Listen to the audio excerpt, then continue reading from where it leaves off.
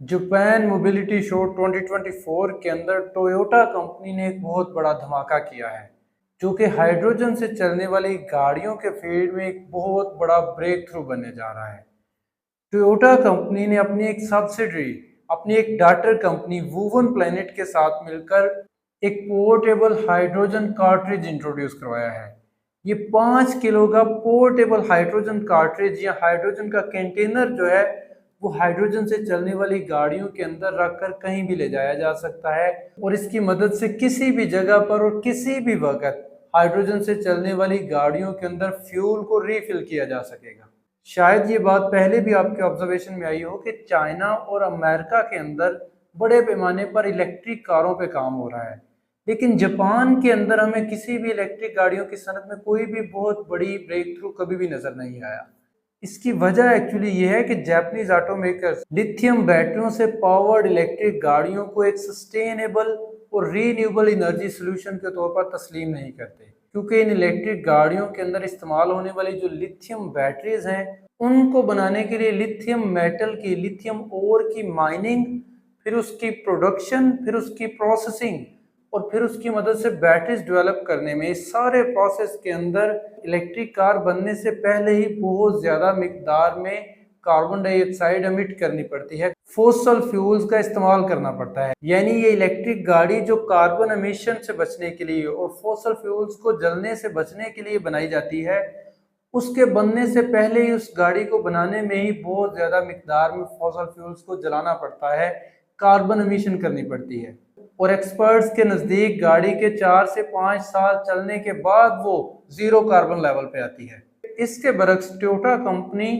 Fuel cell electric vehicles पे काम करती है। इन फ्यूल सेल इलेक्ट्रिक व्हीकल्स को डिटेल से समझने के लिए ऑलरेडी एक बेहतरीन किस्म की वीडियो मेरे चैनल पे मौजूद है, इसका लिंक मैं शेयर करूँ, ज़रूर उसको देखिएगा। ये फ्यूल सेल इलेक्ट्रिक व्हीकल्स असल में ऐसी इलेक्ट्रिक गाड़ियां हैं जिनके अंदर टायरों को पावर प्रोवाइड करने के लिए तो इलेक्ट्रिक मोटर्स का इस्तेमाल होता है, लेकिन उनमें एनर्जी सप्लाई के लिए लिथियम बैटरीज नहीं इस्तेमाल होती, बल्कि इन गाड़ियों के अंदर इलेक्ट्रिसिटी के लिए फ्यूल सेल्स का इस्तेमाल किया जाता है। ये फ्यूल सेल्स ऐसी छोटी छोटी डिवाइसेस हैं जो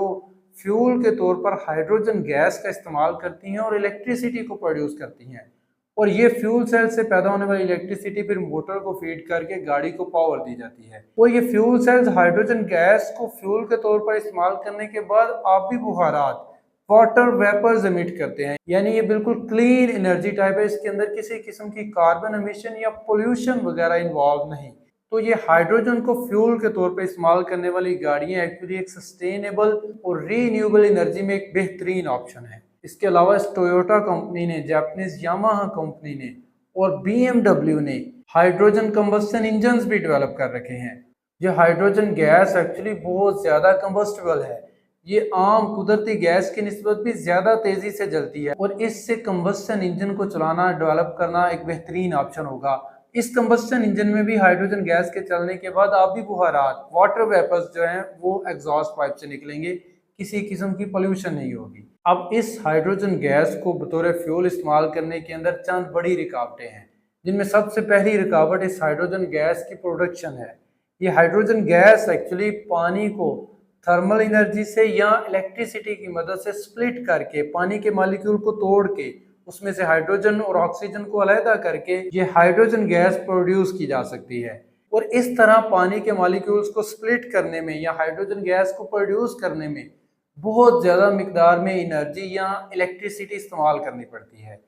और ये हाइड्रोजन गैस की प्रोडक्शन जो है वो फ़ायदेमंद सिर्फ उसी सूरत में होगी जब हम हाइड्रोजन गैस की प्रोडक्शन के लिए ऐसी इलेक्ट्रिसिटी इस्तेमाल करें जो रीन्यूएबल एनर्जी सोर्सेज से ली गई हो, यानी विंड टर्बाइन से, सोलर पैनल से, डैम्स की मदद से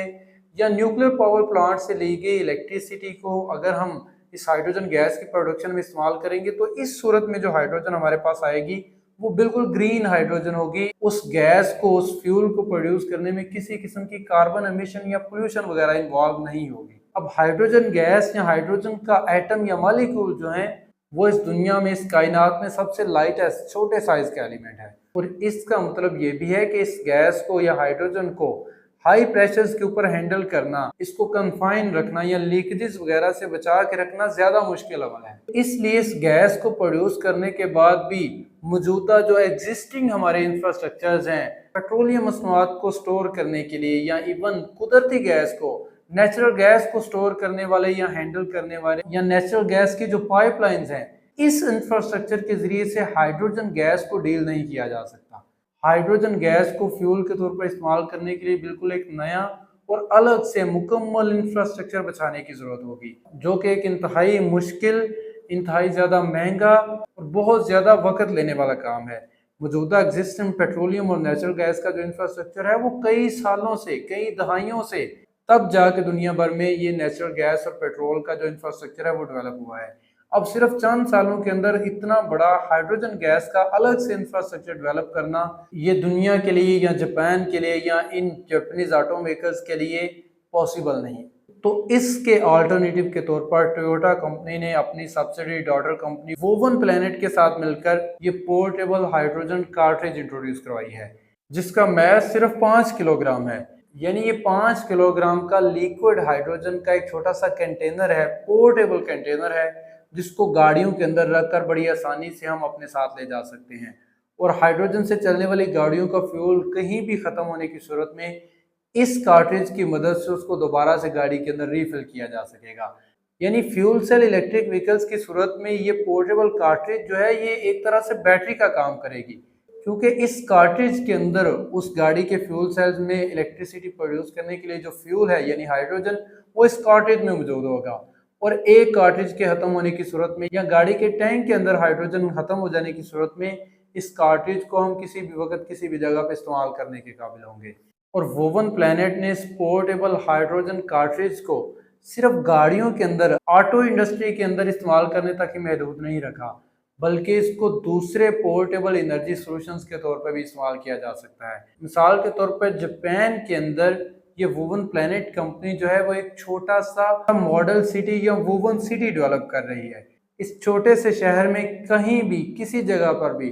फोसल फ्यूल्स को बतौर एनर्जी सोर्स इस्तेमाल नहीं किया जाएगा, बल्कि हाइड्रोजन गैस को या रीन्यूएबल एनर्जी सोर्सेज की मदद से ये सारा शहर चलेगा। तो ये पोर्टेबल हाइड्रोजन कार्ट्रिज जो है वो इस शहर के अंदर मुख्तलिफ एनर्जी सोल्यूशंस के तौर पर इस्तेमाल किया जाएगा। ये इलेक्ट्रिसिटी प्रोड्यूस करने के लिए भी इस्तेमाल किया जाएगा, घरों के लिए। इसके अलावा ऑटोमोबाइल्स, गाड़ियों के अंदर, व्हीकल्स के अंदर भी ये पोर्टेबल हाइड्रोजन कार्ट्रिज इस्तेमाल होगा। इसके अलावा किचन के अंदर स्टोव को, चूल्हे को जलाने के लिए यही हाइड्रोजन कार्ट्रिज इस्तेमाल होगा। बल्कि टोयोटा ने, वोवन प्लैनेट ने जापान की ही एक दूसरी किचन एसेसरीज बनाने वाली कंपनी रिनाई कॉर्पोरेशन के साथ मिलकर एक हाइड्रोजन पावर्ड कुकर भी इंट्रोड्यूस करवाया है, जो हाइड्रोजन गैस को फ्यूल के तौर पर इस्तेमाल करके खाना पकाने के काबिल है। मुझे उम्मीद है आपको आज की वीडियो इंटरेस्टिंग लगी होगी। अगर आपके जहन में इस वीडियो के रिलेटेड कोई भी क्वेश्चन हो तो कमेंट सेक्शन में ज़रूर शेयर कीजिएगा।